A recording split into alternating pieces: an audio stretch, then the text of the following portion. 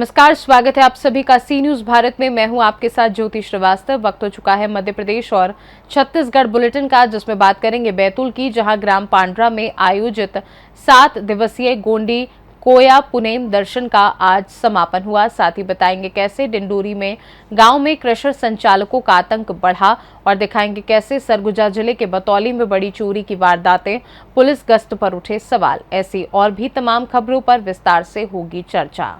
बैतूल में ग्राम पांड्रा में आयोजित 7 दिवसीय गोंडी कोया पुनेम दर्शन का आज समापन हुआ। इस अवसर पर पुनेमाचार्य दादा शंकर शाह इरपाचे ने बताया कि रविवार का दिन आदिवासी श्रमिकों के लिए पुनर्बलन के लिए विशेष रूप से महत्व रखता है, परंतु समाज ने इसकी परिभाषा बदलकर असुर प्रवृत्तियों की ओर कर दिया है। उन्होंने शंभुनाथ को ही भोलेनाथ बताते हुए बताया कि तीनों कालों को जानने के कारण ही उन्हें त्रिलोकनाथ से संबोधित किया।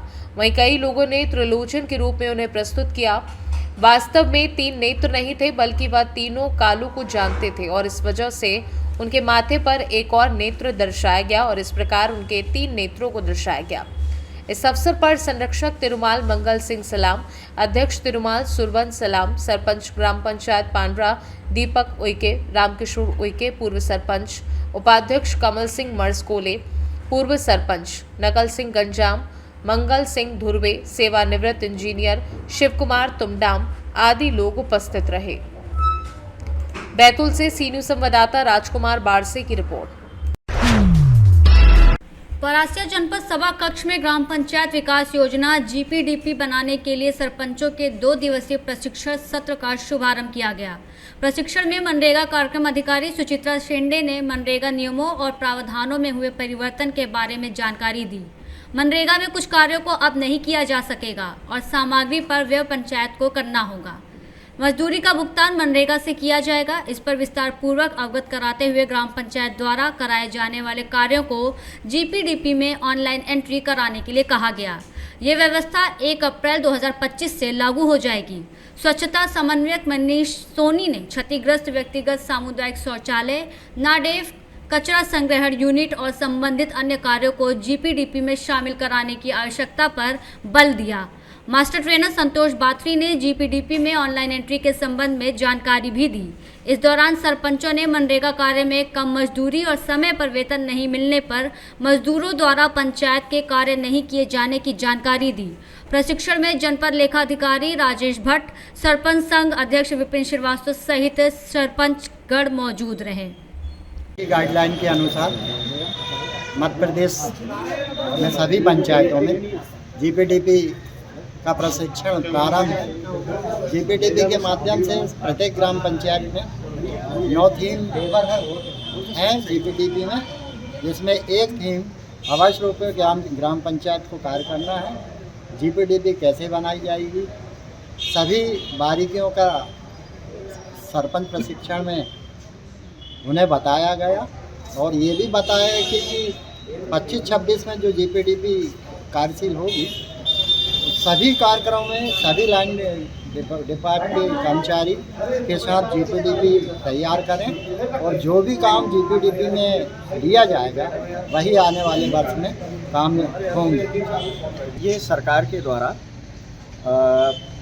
ग्राम पंचायत विकास योजना बनाने के लिए पीजीडीपी का 2 दिवसीय प्रशिक्षण था, जिसमें हम लोगों को सरपंचों को पीजीडीपी की कैसी योजना बनाई जाएगी ऑनलाइन, हमें किन बातों का ध्यान रखना है, इसके बारे में हमें समझाया गया है। और ये 1 अप्रैल से ये जो नया लागू होगा और हमको 25 जनवरी तक पीजीडीपी का प्लान बना करके देना है।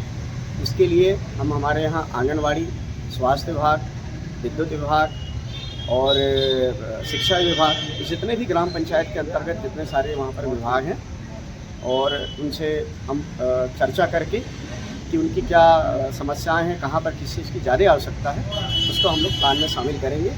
और जैसा बताया गया है कि अब पीजीडीपी में जो प्लान शामिल होंगे वही काम हम कर सकते हैं, अलग से कोई भी काम नहीं लिया जा सकता। मनरेगा में भी बहुत सारे बदलाव आए हैं, उनसे भी हम लोगों को अवगत कराया गया, सारे सरपंचों को। परासिया से सी न्यूज संवाददाता ललित तिवारी की रिपोर्ट। डिंडोरी जिले के किसलपुरी गांव के किसान डिंडोरी मंडला सड़क निर्माण करने वाली हेलवेज कंस्ट्रक्शन कंपनी के द्वारा लगाए गए स्टोन क्रशर से निकलने वाली डस्ट से परेशान हैं लोग। किसानों की साल भर की मेहनत की लाखों रुपए की फसल बर्बाद हो रही है। किसानों के सामने जीवन यापन की समस्या खड़ी हो गई है। वहीं क्रशर संचालक द्वारा एनजीटी के नियमों का पालन नहीं कर किसानों को आश्वासन का झुंझुना पकड़ाया जा रहा है। पिछले 18 महीने से परेशान किसान अब आर पार की लड़ाई का मन बना रहे हैं। स्टोन क्रशर की डस्ट से परेशान किसान अपनी फसलों की बर्बादी का दर्द लगातार सह रहे हैं। खेतों में लगी धान की फसल में दाने नहीं हैं। अरहर की पत्तियों और फूलों पर स्टोन की डस्ट जम गई है। खलिहान में रखी फसल पर डस्ट जमाने से फसल की गहाई नहीं हो पा रही है।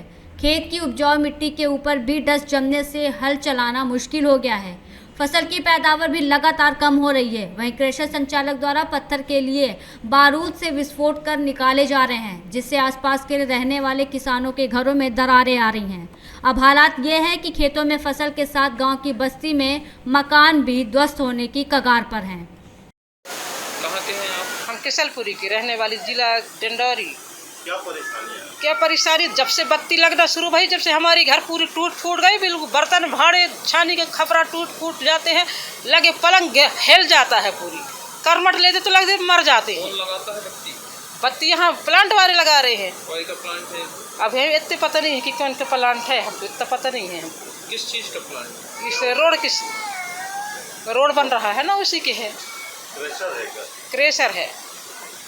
क्रेशर बारे में हम बोल ही नहीं सके कुछ। जो लगे सो करो बोलते हैं, हम क्या करें। आपकी क्या परेशानी? हमारी परेशानी बहुत, घर द्वार से हम बहुत परेशानी, जीना खाना से सबसे परेशानी है। और घर कैसे दो ऐसे घर बनाई, उसको भी घर सरकार करवा रहे हैं। सरकार से हमारा पूरा संपर्क है, कहता है सर। हम पूरी हिल जाते हैं सर, पूरी बिस्तर पेटी हिल जाते हैं, पूरी धरती हिल जाती है जैसे भूकंप भाई, जैसे बिल्कुल पूरी चटक गई दीवार। घर तो देख रहे हो, छानी की खपरा गिर जाते। अब 5 बजे फिक्स जनता सोए रहे थे, उतना ही टाइम बत्ती को 6 बजे सवेरे। हाँ, सुबह की बत्ती, सुबह बत्ती ज़्यादा लगती है। रोजे लगती है, 1-2 दिन गया। सुशीला बाई, राम मिलन। मेरा नाम श्री संतराम बर्मन है। ये कौन सा गांव है और किस जगह पे खड़े हैं? ये किसलपुरी है, बर्मन मोहल्ला। ये अभी अपने खेत में खड़ा हूँ मैं, जहाँ मेरा नुकसान हुआ है। ये यहाँ किस तरीके से नुकसान हुआ, कैसा नुकसान हुआ? सर, यहाँ पे ये डस्ट उड़ने के कारण फसलों में बहुत नुकसान हुआ इस वर्ष। कहाँ से उड़ रही है डस्ट? ये जो क्रेफर लगा हुआ है, ये क्रेफर से डस्ट उड़ते हैं सर। सीमेंट है कि पत्थर फूटता है, उसका डस्ट है। पूरा खेतों में 1 इंच बैठ चुका है। राहर के फलों में भी बैठ चुका है, गेहूँ लगाए हैं उसमें भी बैठ चुका है, दाने निकल ही नहीं रहे हैं सर। कब से ये स्थितियाँ बनी हुई हैं? तो स्थितियाँ 1-1.5 साल से चल रहा है, लेकिन इस वर्ष जो है अभी 1-1.5 महीने से बहुत परेशान हूँ सर मैं। कौन कौन सी फसलें थी आपकी जो बर्बाद? जो अभी बर्बाद, ये गेहूँ, ये अभी जो धान निकल गए सर, ये भी धानों में जब बैठे हैं फसलों में तो बदरा हो गई, आधी से ज़्यादा बदरा हो गए धान। क्रशर संचालक द्वारा जो प्रधानमंत्री सड़कों पे भारी वाहन चलाया जा रहा है, जी, किस तरीके का नुकसान हो रहा है? आप लोगों को क्या परेशानी है? परेशानी यही है मेरा सर, ये फसल नुकसान हो जाता है, फिर ये वाहन भी चलते हैं ना, तो डस्ट यहाँ भी से उड़ता है। रोड रद्दी हो गया है, गिट्टी निकल गए हैं, वो वजह से भी उड़ते हैं। और यहाँ क्रेफर चलता है, वो वजह से तो रात दिन चलता है। ये बैठ गए हैं पूरे डस्ट आके खेतों में। क्रशर संचालक द्वारा जो बड़ी मात्रा में पेड़ों की कटाई की गई है जी, और पूरी लकड़ी अपने कब्जे में रखी हुई है जी। किस तरीके का नुकसान हुआ और क्या चाहते हैं आप लोग? सर, मेरा नुकसान जो फसलों का हुआ है, मेरे को नुकसान ला दे दें सर, अगर शासन चाहे तो। नहीं, गरीबों का अगर भला नहीं चाहते तो ये चाहेंगे, गरीबों को कोई नहीं है। हम तो शासन के हिसाब में रहते हैं। क्रशर मालिक द्वारा जो है लकड़ी भी काट के रखी गई है बड़ी मात्रा में। जी। कौन कौन सी लकड़ियां थी और कहाँ की थी? ये पंचायत रोड की? किनारे जो लगा हुआ था, रोड बन रहे हैं तो कंजी की लकड़ी वगैरह और जो जो लकड़ी रहे होंगे वो सब आके यहाँ रख रहे हैं। ये रोडों का लकड़ी है जो बन रहा है, चौड़ीकरण हो रहा है रोड, उसका लकड़ी है। ये प्रधानमंत्री जो रोड है हमारे सर, ये रोडों से भी वाहन चलते हैं तो आने जाने में का, गैये बच्चे लाने में, खुद चलने में भी परेशान, बहुत धुआं धड़ाक मच जाते हैं। ऐसे प्रकार के माने धुआं उड़ते हैं, उधर चुके हैं, पूरे रोड रद्दी हो गए, खद्दड़ हो गए पूरा। कब बनी थी ये रोड प्रधानमंत्री? ये अभी 3 साल नहीं हुए हैं मेरे को लगता है सर।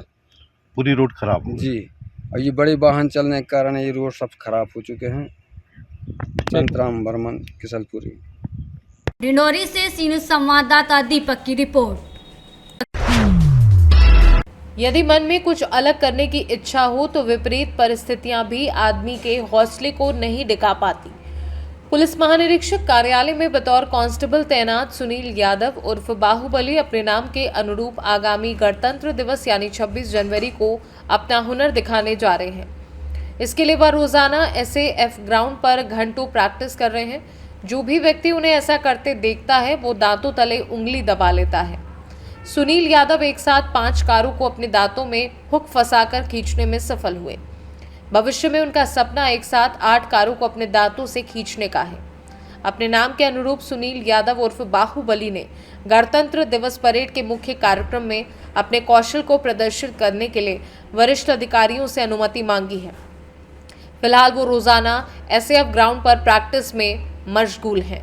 खास बात यह भी है कि सुनील यादव पूरी तरह से शाकाहारी हैं और दूध, सूखे मेवे की खुराक से वो अपने आप को चुस्त दुरुस्त और एकदम फिट बनाए रखते हैं। प्रेरणा मिली और क्या उद्देश्य था आपका? मेरे को ये प्रेरणा यूट्यूब से स्टील मैन करके एक पंजाब में वो है, वो ऐसे कर्तव्य करता था, उससे ये प्रेरणा मुझे मिली। क्या उद्देश्य था आपका? उद्देश्य कुछ नहीं है, उद्देश्य बस ये है कि आगे चल के हर कोई जिम करना चाहता है, कोई किसी तरह का वर्कआउट करना चाहता है, हर की तरह करना। तो मैं सोचा कि मैं कुछ हटके करूं, तो मैं इस तरह के मैं चालू कर दिया। फिर मैंने आगे क्या आपका वो है लक्ष्य? क्या आप और शहर आगे जाएंगे? लक्ष्य ये है कि मैं किसी में अपना ड्रीम वर्ल्ड जो होता है उसमें मैं अपना नाम लिखवाना चाहता हूँ बस। जी। अभी आप कितनी गाड़ियाँ? अभी मैं जो कल का किया था मैंने उसमें 5 गाड़ियाँ खींची हैं। इससे पहले भी कई स्टैंड? इससे पहले कई तरह की कर चुका हूँ। कैसे? जैसे दांत से 5 गाड़ी खींचने का तो है ही है। इसके अलावा अपने हाथों से 14 गाड़ियाँ रोकी हैं मैंने अभी तक। और अपने सीने के ऊपर से स्कॉर्पियो गाड़ी निकलवाई है अभी तक। अपने सीने पे पत्थर रख के हथौड़े से तोड़वाया है, 1.5 कुंटल का पत्थर रख के। और 1 उंगली से स्कॉर्पियो खींची है, टाटा 407 1 उंगली से खींचा है मैंने। और ऐसे कई तरह के हैं। आप थोड़ा बहुत डर नहीं लगा कभी? शुरू में लगता था डर, पूरा डर निकल गया मेरा। अब मैं सब चीज़ कर लेता हूँ। अब आगे आप क्या करना चाहते हैं? और 26 जनवरी को आपने आवेदन वगैरह भी दिया है? अभी आवेदन तो नहीं दिया, अभी दूंगा आगे चल के। हो सकता है परमिशन मिल जाए मुझे। कितनी गाड़ी? मेरा उद्देश्य अभी 8 गाड़ी खींचने का है, तो प्रैक्टिस में अगर 8 गाड़ी हो जाती है तो मैं खींचूँगा जरूर। आप जॉब भी करते हैं? हाँ जी, जॉब करता हूँ। उसमें कोई ऐसी परेशानी आई आपको? अपना मतलब पुलिस विभाग कितना सपोर्ट करता है? नहीं, अभी तक तो कोई ऐसी परेशानी नहीं आई है। थोड़ा बहुत सपोर्ट मिल जाता है मुझे। परमिशन अगर लेता हूँ तो मुझे मिल जाती है आसानी से। अभी मैं IG ऑफिस में पदस्थ हूँ। तो अधिकारी वगैरह कुछ समय वगैरह देते हैं? समय में जो फ्री टाइम होता है वही उसी टाइम में मैं करता हूँ। मैं फ्री कभी टाइम मांगा नहीं अधिकारियों से। सपोर्ट में है अधिकारी आप? हाँ, सपोर्ट में।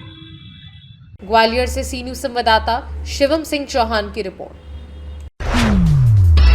सरगुजा जिले के थाना क्षेत्र बतौली में शुक्रवार को देर रात 3 बजे रात्रि के दौरान NH 43 मुख्य मार्ग में स्थित संजय क्लॉथ स्टोर बतौली कपड़ा दुकान में 2 अज्ञात चोरों ने हाथ सफाई कर फरार हो गए। चोरियों की बात करें तो सभी मामले में बतौली पुलिस की गश्ती पर सवालिया निशान लगाने के लिए काफी है। पुलिस की गश्ती में चोरों की मस्ती जारी है, जो लगातार चोरियों को अंजाम दे रहे हैं। वहीं पुलिस सांप निकल जाने के बाद लाठी पीटने का काम करती नजर आ रही है। इन चोरियों की वारदातों को लेकर स्थानीय व्यापारियों में भारी आक्रोश व्याप्त है। सभी ने पुलिस की रात्रिकालीन गश्त और उनकी कार्यप्रणाली पर प्रश्न करना प्रारंभ कर दिया है। पुलिस के हाथ अब तक खाली हैं, ऐसे में पुलिस की कार्यशैली में प्रश्न खड़े किए जाना लाजमी है। दुकान संचालक संजय गुप्ता ने बताया कि काउंटर में नगद राशि ज्यादा नहीं होने के कारण बड़ी चोरियां होने से बच गई। चोरों द्वारा काउंटर पर रखे 10 से 20 रुपए के नोट एवं जैकेट चोरी हुई है। यदि ऐसा ही बतौली में होता रहा तो कौन आकर यहाँ व्यवसाय करेगा? इंसान घर जाने के बाद चोरों के प्रति चिंतित रहे या फिर अपने अन्य कार्य करे। पुलिस को अपनी कार्यप्रणाली में सुधार करने की आवश्यकता है। यदि यही हाल रहा तो वह दिन दूर नहीं जब चोरों का गिरोह स्थानीय लोगों के घर में पहुंचकर उनके गले पर हाथ साफ करेंगे। चोरों में किसी भी प्रकार का भय नहीं रह गया है। इसी का परिणाम है कि लगातार क्षेत्र में चोरियों की वारदातें बढ़ती जा रही हैं। चोरों के हौसले इतने बुलंद है कि इनके आगे पुलिस भी सुस्त है। जिसके चलते शहर से लेकर गांव तक चोरी की घटनाएं बढ़ रही हैं। घटना को अंजाम देने के बाद चोर आसानी से निकल भागते हैं, लेकिन पुलिस निष्क्रिय बनी हुई है। सरगुजा से सी न्यूज संवाददाता रिंकू सोनी की रिपोर्ट। फिलहाल के लिए मध्य प्रदेश और छत्तीसगढ़ बुलेटिन में बस इतना ही। देश दुनिया की बाकी खबरों को जानने के लिए आप देखते रहिए सी न्यूज भारत।